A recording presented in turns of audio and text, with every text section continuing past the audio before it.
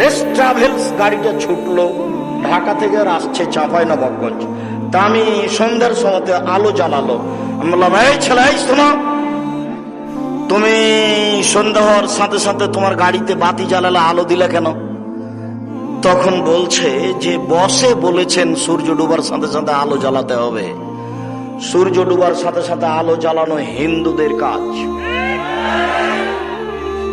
শিরক দিয়ে দেশ ঘেরা। স্বামী মরার সাথে সাথে আমাদের মহিলাদেরকে নাকফুল গয়না খুলে দিতে হবে। নাকফুল গয়না খুলে দেওয়াটা হিন্দুদের কাজ। শিরকে দেশ পরিপূর্ণ হয়ে আছে। তুলসী গাছ তুলে ফেলা যায় না, ক্ষতি হতে পারে, তার নাম শিরক।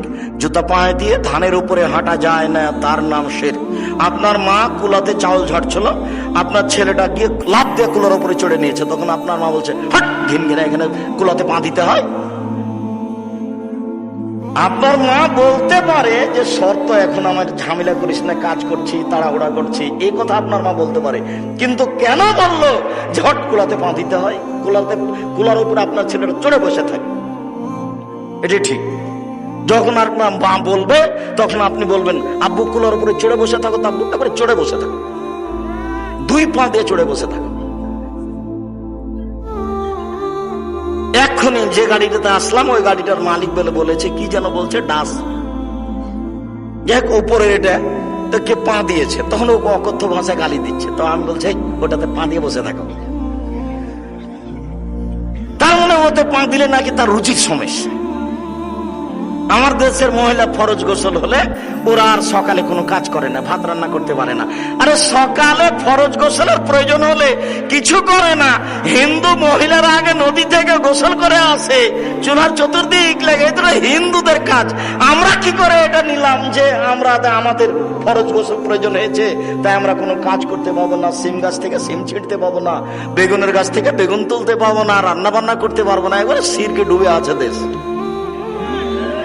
দিনাজপুরে এক বাড়িতে আছে হেডমাস্টার। তো হেডমাস্টার সাহেব বলছেন, আব্দুল রাজাক সাহেব, একটা কথা, আমার চৌকি থেকে নিয়ে বারান্দা পর্যন্ত, চালিতল পর্যন্ত যে চট বিছানো আছে, কেন জানেন? যে ভাই, তা তো বুঝতে পারছি না কেন যে আপনাদের চট বিছানো আছে চৌকি থেকে নিয়ে চালিতল পর্যন্ত।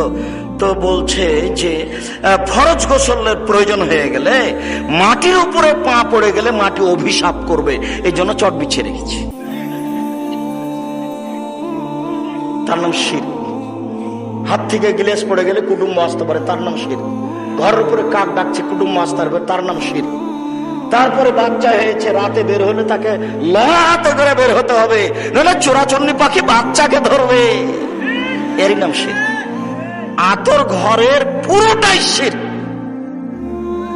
এই ছেলে, তোমার দাদিকে, আপনাকে বলছে, আপনার মাকে বলিয়েন তো যে বাচ্চা প্রসব হওয়ার সাথে সাথেই ওই বাচ্চার চোখে কাজল দিতে হবে এত কষ্ট করে কেন?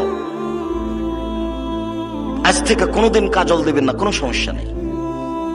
কেন তাকে 7 দিন ওইভাবে অপরিষ্কার কাপড় পরে বসে থাকতে হবে গোসল করা পর্যন্ত? বাচ্চা প্রসবের সাথে সাথে একবারে গরম পানিতে গোসল করে শাড়ি পরে থাকবে, তাই শাড়ি।